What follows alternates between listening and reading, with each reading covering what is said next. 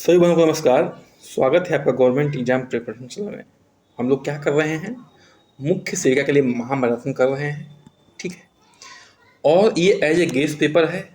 जिन सवालों का जो है परीक्षा में छपने का क्या है, पूरा पूरा चांस है। चलिए शुरू करते हैं आज का टेस्ट सीरीज, जिसका नंबर है 2.24। आगे बढ़ते हैं, पहले प्रश्न पे आते हैं। भारतीय सरकार के द्वारा चलाया जा रहा मिशन परिवार विकास, ठीक है। मिशन परिवार विकास का संबंध किससे है? भारत सरकार के द्वारा चलाया जा रहा मिशन परिवार विकास का संबंध किससे है? उच्च प्रजनन को कम करने से, उच्च मृत्यु दर को कम करने से, गरीबी को कम करने से, या समावेशी विकास को बढ़ावा देने से। उत्तर क्या हो जाएगा? ये हो जाएगा उच्च प्रजनन को कम करने से। मतलब है किसका? मिशन परिवार विकास का, जो कि भारत सरकार के द्वारा चलाया जा रहा है। आगे बढ़ते हैं, प्रश्न संख्या 2 पे आते हैं। शैक्षिक काउंसलर कौन नहीं कहलाते हैं? ठीक है, शैक्षिक काउंसलर जो है कौन नहीं कहलाते हैं? काउंसलर कौन होता है? काउंसलर जो होता है परामर्शदाता होता है, ठीक है। इसको हिंदी में परामर्शदाता कहते हैं काउंसलर को। तो शैक्षिक काउंसलर कौन नहीं है? शिक्षक नहीं है, डॉक्टर नहीं है, वकील नहीं है, धर्मगुरु नहीं है। तो उत्तर हो जाएगा इसका डी, यानी कि धर्मगुरु जो है शैक्षिक काउंसलर में नहीं आता है। बाकी शिक्षक, डॉक्टर, वकील जो है शैक्षिक काउंसलर में आते हैं। आगे बढ़ते हैं, प्रश्न संख्या 3 पे आते हैं। पीछे मलाशय और सामने मूत्राशय, ठीक है। पीछे मलाशय और सामने मूत्राशय के मध्य स्थित होता है, क्या होता है? किडनी, कैलिक्स, गर्भाशय या अपरा। उत्तर हो जाएगा सी, यानी गर्भाशय। गर्भाशय वही जहाँ पे गर्भ धारण होता है। अंग्रेजी में क्या कहते हैं? यूटेरस कहते हैं इसको, ठीक है, गर्भाशय को। आगे बढ़ते हैं, थोड़ा सा इसको और जान लेते हैं। गर्भाशय क्या होता है? एक खोखला मांसपेशीय अंग है जो महिला के श्रोणि क्षेत्र में मूत्राशय और मलाशय के बीच स्थित होता है। आगे बढ़ते हैं, प्रश्न संख्या 4 पे आते हैं। कोलेस्ट्रॉल शिशु के स्वास्थ्य के लिए बहुत अच्छा होता है, इसमें पर्याप्त मात्रा में क्या पाया जाता है? जो कोलेस्ट्रॉल होता है वह शिशु के स्वास्थ्य के लिए क्या होता है? बहुत ज़्यादा अच्छा होता है। इसमें पर्याप्त मात्रा में क्या पाया जाता है? विटामिन, प्रतिजीवी, खनिज या कार्बोहाइड्रेट। तो हो जाएगा बी, यानी कि कोलेस्ट्रॉल में क्या होते हैं? प्रतिजीवी होते हैं जो बच्चे के इम्यून सिस्टम को मजबूत करते हैं। कोलेस्ट्रॉल वही जो आप लोग बार बार पढ़ते आ रहे हैं, क्या होता है? पहला स्तन का दूध, यानी कि माँ के जो पहले स्तन का पीला गाढ़ा दूध होता है, पीला गाढ़ा दूध होता है, वो क्या होता है? वही कोलेस्ट्रॉल होता है। आगे बढ़ते हैं, प्रश्न संख्या 5 पे आते हैं। भारतीय रेड क्रॉस समिति की स्थापना कब हुई थी? जो भारतीय रेड क्रॉस समिति की स्थापना कब हुई थी? देखिए ध्यान से पढ़ लीजिएगा, भारतीय है, ठीक है। तो ऑप्शन आपके सामने 1920 ईस्वी में, 1925 ईस्वी में, 1939 या 1938। उत्तर हो जाएगा, यानी कि 1920 ईस्वी में भारतीय रेड क्रॉस समिति की स्थापना हुई थी। देखिए इंडियन रेड क्रॉस सोसाइटी की जो स्थापना हुई थी 1920 में, Indian red cross society act के तहत हुई थी। और जो ओरिजिनल रेड क्रॉस है, केवल रेड क्रॉस, ठीक है, केवल रेड क्रॉस, उसकी स्थापना जो है 1863 ईस्वी में हुई थी। किसने किया था? हेनरी ड्यूनेट साहब ने किया था, जिनेवा में। इसका मुख्यालय भी है, ठीक है। जिनेवा कहाँ पे है? स्विट्जरलैंड का एक शहर है, वहीं पे जो है रेड क्रॉस की स्थापना हुई थी। लेकिन जो इंडियन रेड क्रॉस है सोसाइटी, उसकी स्थापना 1920 में हुई थी। तो दोनों को आपको ध्यान रखना है, आपको सन, ठीक है, मोस्ट इंपॉर्टेंट पॉइंट है ये। प्रश्न संख्या 6 पे आते हैं। नवजात शिशुओं के सिर और शरीर का अनुपात क्या है? ठीक है, जो नवजात शिशु हैं उनके सिर और शरीर का अनुपात कितना है? 1.7, 1.4, सॉरी 1:3, 1:9। तो इसका उत्तर हो जाएगा बी, यानी कि 1:4 का रेशियो होता है, ठीक है, नवजात शिशु का सिर और शरीर का, ठीक है। सिर जो होता है अगर 1 के रेशियो में है, तो ये जो है शरीर जो है 4 के रेशियो में होता है, ये ध्यान रखना है। आगे बढ़ते हैं, प्रश्न संख्या 7 पे आते हैं। इकट्ठा की हुई संगात्मक ऊर्जा को निकालने की क्रिया क्या कहते हैं? जो इकट्ठा की हुई संवेग है संवेगात्मक ऊर्जा है उसको निकालने की प्रक्रिया क्या कहते हैं? इमोशनल कैथेसिस, इमोशनल बैलेंस, हाइटेंडेड इमोशनली या इमोशनल ब्लैकमेल। तो इसका उत्तर हो जाएगा यानी कि इमोशनल कैथेसिस कहते हैं किसको? संवेगात्मक ऊर्जा को निकालने की क्रिया को। आगे बढ़ते हैं, प्रश्न संख्या 8 पे आते हैं। भारत की जनसंख्या जननांकी संक्रमण किस अवस्था से गुजर रही है? जो भारत की जनसंख्या जननांकी संक्रमण है वह किस अवस्था से गुजर रही है? पहली अवस्था, दूसरी अवस्था, तीसरी अवस्था, इनमें से कोई नहीं। उत्तर जाएगा यानी कि भारत की जनसंख्या जननांकी संक्रमण तीसरी अवस्था से गुजर रही है। अच्छा, तीसरी अवस्था क्या होता है? ठीक है, इस अवस्था में जन्म दर और मृत्यु दर, ठीक है, जन्म दर और मृत्यु दर में जो है कमी होती है। क्या होती है? कम हो जाता है। और एक प्रशंसनीय कमी होता है, यानी कि जितना चाहिए उतना कमी होता है। तो ये इंडिया का जो इस समय सिचुएशन चल रहा है वो जन्म दर में भी और मृत्यु दर में भी प्रशंसनीय कमी आई है। ठीक है, प्रशंसनीय कमी आई है। आगे बढ़ते हैं, प्रश्न संख्या 9 पे आते हैं। कौन सा अनुच्छेद यानी कि भारतीय संविधान का अनुच्छेद अनुसूचित जनजाति से संबंधित है? ठीक है, कौन सा अनुच्छेद जो है अनुच्छेद अनुसूचित जनजाति से संबंधित है? अनुच्छेद 175, अनुच्छेद 325, अनुच्छेद 164 या अनुच्छेद 335। तो इसका उत्तर हो जाएगा यानी कि अनुच्छेद 275 जो है अनुसूचित जनजाति से संबंधित है। अच्छा, इसको थोड़ा सा इस अनुच्छेद को डिटेल में पढ़ लेते हैं। अनुच्छेद 275 क्या है? यह अनुसूचित जनजाति के कल्याण को बढ़ावा देने और उन्हें बेहतर प्रशासन प्रदान करने के लिए केंद्र सरकार द्वारा राज्य सरकार को विशेष धन देने का प्रावधान है। यानी कि केंद्र सरकार जो है राज्य सरकार को क्या करेगी? विशेष धन देगी। किसके लिए? अनुसूचित जनजातियों के कल्याण को बढ़ावा देने के लिए और बेहतर प्रशासन प्रदान करने के लिए। ठीक है, आगे बढ़ते हैं, प्रश्न संख्या 10 पे आते हैं। रीता मनचंदा का संबंध किस मुद्दे से है? ठीक है, रीता मनचंदा क्या है? एक लेखक है। ठीक है, लेखक है। इनका संबंध जो है किस मुद्दे से है, यानी किस मुद्दे पे इन्होंने काम किया है? विधवाओं की दशा पे, भारत में महिला आंदोलन पे, पारिस्थितिकी नारीवाद पे या द्वंद्व महिलाएं पे? उत्तर हो जाएगा यानी कि विधवाओं की दशा पे जो है इन्होंने लिखा है। किसने? रीता मनचंदा जी ने। तो इसको आपको याद रखना है। बाकी जो 3 हैं पॉइंट उसको भी हम लोग देख लेते हैं। इसमें थोड़ा ध्यान दीजिएगा, गलती हो गई। ये इन्होंने द्वंद्व में महिलाओं पे लेख लिखा है, विधवाओं की दशा पे लेख नहीं लिखा है। तो उत्तर डी हो जाएगा। इसको थोड़ा सा सुधार दीजिएगा। ठीक है, आगे बढ़ते हैं। अब ये जो नीचे के पॉइंट हैं, ठीक है, विधवाओं की दशा उस पर जो है मार्थाए चीन ने लिखा है। भारत में महिला आंदोलन इस पर जो है नीरा देसाई ने लिखा है। पारिस्थितिकी नारीवाद पे वंदना शिवा ने लिखा है। तो इतना आपको ध्यान देना है। ठीक है, और इसको आपको बिल्कुल लिख देना है एक जगह पॉइंट बना के। ये देखिए, विधवाओं संबंधित ये सारे लेख हैं, सारे ये मुद्दे हैं। ठीक है, और ये जो है फेमस क्या हैं? राइटर है, इन पर उन्होंने काम किया है। तो आपको जो है कृपया करके इसको लिख लेना है। देखिए, आप लोग वीडियो देखते हैं लेकिन चैनल को आप लोग सब्सक्राइब नहीं करते हैं। ठीक है, तो प्लीज़ सब्सक्राइब कर दीजिए, लाइक कर दीजिए, शेयर कर दीजिए, कमेंट कर दीजिए, रिक्वेस्ट है। ठीक है, सब कुछ यहाँ फ्री में है। तो इतना तो आपसे हम कह ही सकते हैं कि इतना आप लोग कर दीजिए। आगे बढ़ते हैं। भारत में मुरिया जनजाति किस राज्य में अधिकतम है? जो भारत में मुरिया जनजाति है वह जो है किस राज्य में अधिकतम है? छत्तीसगढ़ में, राजस्थान में, उड़ीसा में, आंध्र प्रदेश में? उत्तर हो जाएगा यानी कि छत्तीसगढ़ में जो है मुरिया जनजाति अधिक मात्रा में पाई जाती है, यानी सबसे अधिक पाई जाती है। तो इसको थोड़ा सा और डिटेल में देख लेते हैं।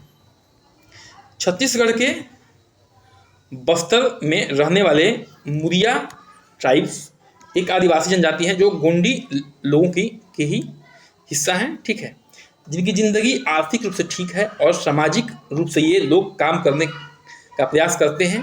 वहीं अगर हम नाम की बात करें तो मुरिया का अर्थ क्या होता है? अस्थाई।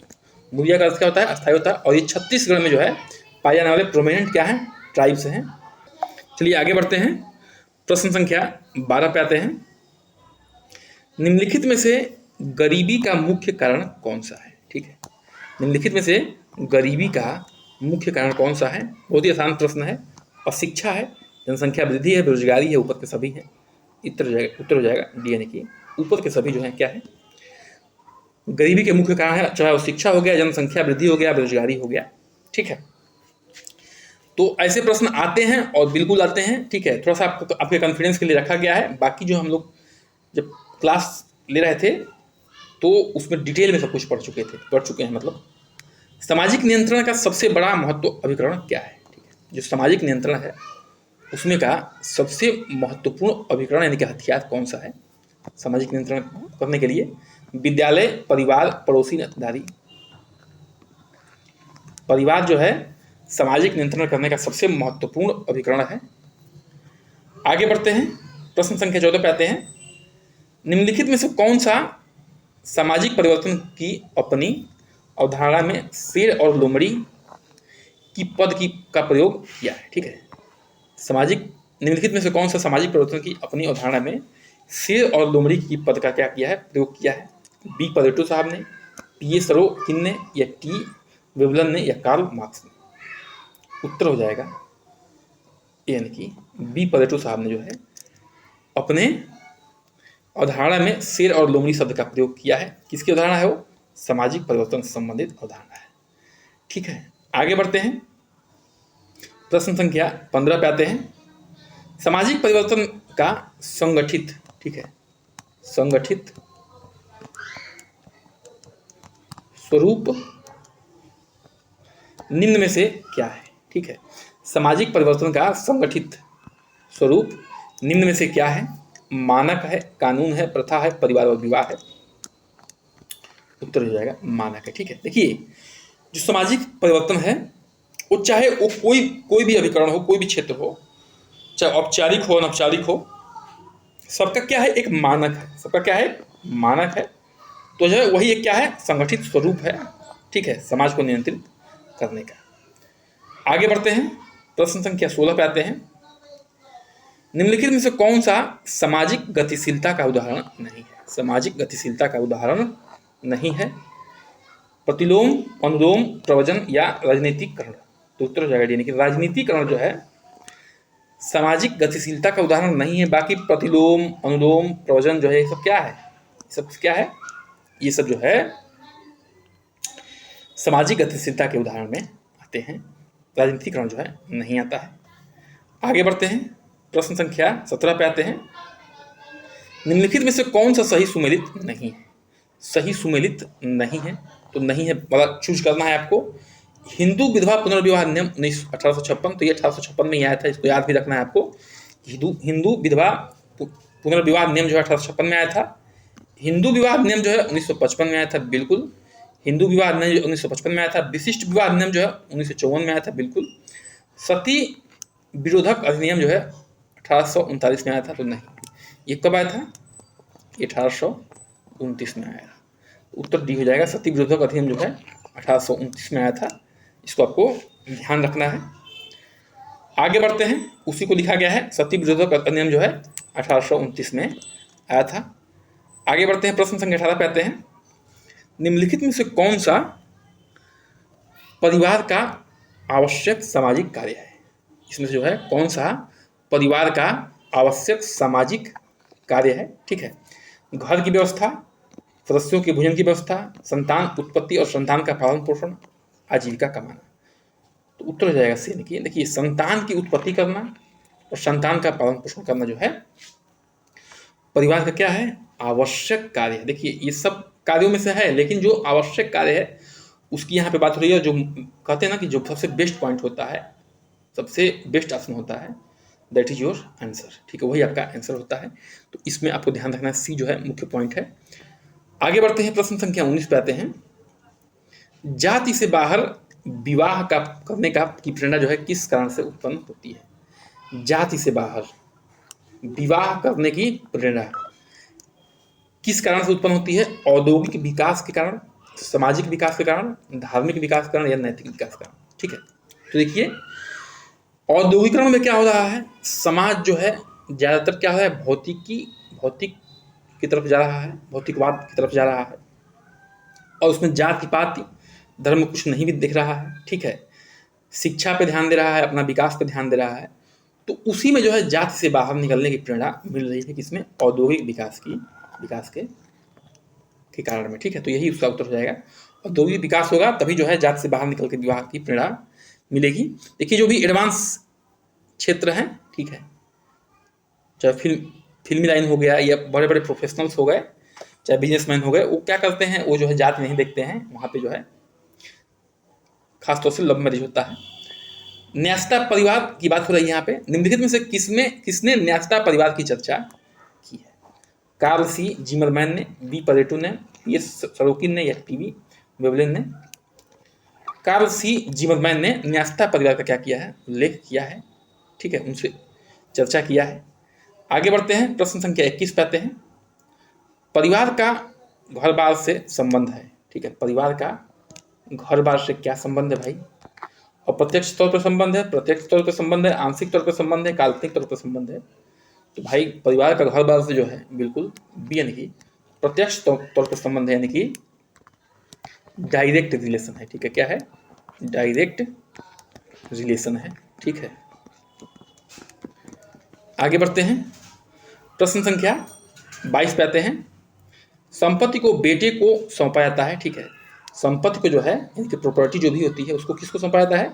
बेटे को सौंपा जाता है। किस टाइप के परिवार में? पितृवंशीय परिवार में, मातृवंशीय परिवार में, नवनिवासीय परिवार में या बाल्यवंशीय परिवार में? उत्तर हो जाएगा यानी कि पितृवंशीय परिवार में। ठीक है, संपत्ति किसको सौंपा जाता है? बेटे को सौंपा जाता है। किसमें? पितृवंशीय परिवार में, यानी कि बेटा ही क्या होगा? अगला उत्तराधिकारी होगा उस परिवार का। ऐसे परिवार की बात हो रही है। आगे बढ़ते हैं, प्रश्न संख्या 23 पे आते हैं। जनसंख्या शिक्षा जनसंख्या संकट से संबंधित ज्ञान के प्रति चेतना है, यह परिभाषा किसने दिया है? ठीक है, आगे बढ़ते हैं, फिर से एक बार क्वेश्चन पढ़ते हैं। ठीक है, कि जनसंख्या शिक्षा जनसंख्या संकट से संबंधित ज्ञान के प्रति चेतना है। ठीक है, यानी कि जनसंख्या से जो भी उत्पन्न होने वाले संकट हैं उसके प्रति जगाता है, आपको सचेत करता है। क्या? जनसंख्या शिक्षा। यह परिभाषा किसका है, किसने दिया है? वर्लेसन ने, एस चंद्रशेखर ने या बीरमैन ने या मार्शल ने? उत्तर ये हो जाएगा, यानी कि वर्लेसन साहब ने जो है इस परिभाषा को देने का काम किया है। तो इसको आपको याद रखना है, ये मोस्ट इंपॉर्टेंट परिभाषाओं में से एक है जो आपको यहाँ पे बताया जा रहा है। ठीक है, पारिस्थितिकी यानी कि इकोलॉजिकल सिद्धांत किसने दिया है? पारिस्थितिकी सिद्धांत किसने दिया है? ब्रान फेन लॉरेंज ने, अल्बर्ट बंडूरा ने, इवान पावलोव ने, इनमें से कोई नहीं? उत्तर हो जाएगा कि ब्रान फेन लॉरेंज ने इकोलॉजिकल सिद्धांत को दिया है। आपको इसको याद रखना है। ठीक है, आगे बढ़ते हैं, प्रश्न संख्या 25 पे आते हैं। खाना पकाने की विधि जिसमें इडली उबाला जाता है। ठीक है, खाना पकाने की विधि जिसमें जो है इडली को उबाला जाता है, कौन सा विधि है? उबलना, हल्का उबलना, प्रत्यक्ष वाष्प में या अप्रत्यक्ष वाष्प में? उत्तर सही हो जाएगा, प्रत्यक्ष वाष्प में जो है इडली को क्या किया जाता है? उबाला जाता है। आपने इडली का सांचा देखा होगा, ऐसे गोल सा होता है और इसमें जो है ये इडली रखा जाता है, आपने ध्यान से देखा होगा। और यहाँ पे क्या होता है, ये जो है छेद होता है और नीचे पानी रख के जो है इस सांचे को रख दिया जाता है। तो इससे जो है भाप बन के आता है ऊपर और जो है डायरेक्ट क्या होता है, ये पकता है। ठीक है, तो क्या किया जाता है? इडली को पकाने के लिए प्रत्यक्ष वाष्प का प्रयोग किया जाता है। आगे बढ़ते हैं, प्रश्न संख्या 26 पे आते हैं। किशोरावस्था को तूफान की या तनाव की अवस्था है, यह किसने कहा है? किशोरावस्था जो है तूफान की अवस्था है, तनाव की अवस्था है। एक बार हम लोग पिछले सेशन में पढ़े थे, ज्वार भाटे की अवस्था है। ठीक है, तो अलग अलग मनोवैज्ञानिकों ने अपने अलग अलग विचार को रखा है। ठीक है, लेकिन अगर आप उनको रिसर्च करेंगे तो लगभग जो है सबकी बातें एक ही जैसी है, यानी कि निचोड़ जो है मिलके एक ही आता है। तो स्टेनले हाल साहब ने कहा है इस बात को, अल्बर्ट बंडूरा साहब ने कहा, इवान पावलोव साहब ने कहा, इनमें से कोई नहीं? तो उत्तर जाएगा यानी कि स्टेनले हाल साहब ने इस बात को कहा है। जो किशोरावस्था होता है वो तूफान और तनाव की अवस्था होती है। ये जो है इसमें हार्मोनल चेंज होते हैं, बच्चे का माइंड बहुत ही क्या करता है, इधर उधर भटकता है, अपने आप को जो है वो कंट्रोल में नहीं रख पाता है। ठीक है, आगे बढ़ते हैं, प्रश्न संख्या 27 पे आते हैं। बाल विकास का क्षेत्र नहीं है। ठीक है, बाल विकास का क्षेत्र नहीं है, इस पर बात हो रही है। शैशवावस्था, बाल्यावस्था, किशोरावस्था, वृद्धावस्था, तो उत्तर हो जाएगा डी, यानी कि वृद्धावस्था जो है आपका वह बाल विकास का क्षेत्र नहीं है। बाकी शैशवावस्था, बाल्यावस्था, किशोरावस्था जो है ये क्या है, आपके बाल विकास के क्षेत्र हैं। शैशवावस्था देखिए मोटा मोटा आइडिया दे रहा हूँ, 0 से लेके 2 वर्ष की बात हो रही है, शैशवावस्था में होती है। बाल्यावस्था में 2 से लेके 6 वर्ष की बात होती है, ठीक है। किशोरावस्था में, ठीक है, किशोरावस्था में होता है, 1 मिनट, और देखिए जो बाल्यावस्था है उसको 2 भागों में बांटा गया है। पूर्व बाल्यावस्था, तो 2 से 6 वर्ष जो है ये पूर्व बाल्यावस्था है, और जो 6 से लेकर 12 है वर्ष है ये उत्तर बाल्यावस्था है, ठीक है। उसके बाद जो है किशोरावस्था को क्या किया गया है, इसको 12 से लेके 18 वर्ष तक रखा गया। देखिए ये मोटा मोटा आइडिया है, बाकी बहुत सारे मनोवैज्ञानिकों ने अपने अपने हिसाब से इन चीज़ों को बांटा है, तो ये मोटा मोटा आइडिया आपको दे रहा हूँ। आगे बढ़ते हैं, प्रश्न संख्या 28 पे आते हैं। निम्न में से कौन सी जो है कीटनाशक औषधि है, कीटों को मारने के लिए औषधि है, ठीक है, आपको बताना है। मलिथियोन, पैरेट्रम, बेंजीन हेक्साक्लोराइड या ऊपर के सभी, तो उत्तर हो जाएगा डी, यानी कि क्या है, ये सभी जो है क्या है, मलिथियोन है, पैरेट्रम है या और बेंजीन हेक्साक्लोराइड, सभी जो है कीटनाशक औषधि हैं, कीटों को मारने के लिए हैं। आगे बढ़ते हैं, प्रश्न संख्या 29 पे आते हैं। प्रौढ़ शिक्षा, ठीक है, लोगों के लिए फायदेमंद है, क्यों? अपने बच्चों की शिक्षा में रुचि लेंगे, वे उन्हें और अधिक समृद्ध बनाएंगे, अखबार हर कोई पढ़ सकता है, वे परिवार नियोजन को समझेंगे। देखिए जो परिवार प्रौढ़ शिक्षा होती है वो क्या करती है, वो उन्हें और समृद्ध बनाएंगे। देखिए खाली पैसे रुपए के मामले में नहीं, ज्ञान के मामले में भी, ठीक है। तो ज्ञान हो या धन हो, दोनों मामले में जो है प्रौढ़ शिक्षा क्या करती है, समृद्ध बनाने का काम करती है। आगे बढ़ते हैं, प्रश्न संख्या 30 पे आते हैं। आरंभिक बाल्यकाल डैश डैश आयु के नाम से भी जाना जाता है, जन्म पूर्व या गैंग पूर्व या यौवन या परिपक्वता पूर्व, तो उत्तर हो जाएगा बी, यानी कि गैंग पूर्व जो है नाम से जाना जाता है। कौन सा? आरंभिक बाल्यकाल। आरंभिक बाल्यकाल को गैंग पूर्व भी कहते हैं। देखिए इसमें जो है बच्चे गैंग में रहते हैं, यानी कि ग्रुप में रहना पसंद करते हैं, एक दूसरे के साथ जो है रहना पसंद करते हैं, इसमें दोस्ती काफ़ी धीरे धीरे मित्रता गाढ़ी होने लगती है, तो इसलिए इसको गैंग का रूप कहा गया है। देखिए आज क्लास हमारी क्या होती है, समाप्त होती है। बिल्कुल इस बात पर ध्यान दीजिए, चैनल को सब्सक्राइब कर दीजिए, लाइक करिए, शेयर करिए, कमेंट करिए। देखिए सब कुछ फ्री में मिलता है आपको, सब्सक्राइब करने से कुछ नहीं होता है, ठीक है। बन रहिए हमारे साथ। नमस्कार, जय हिंद।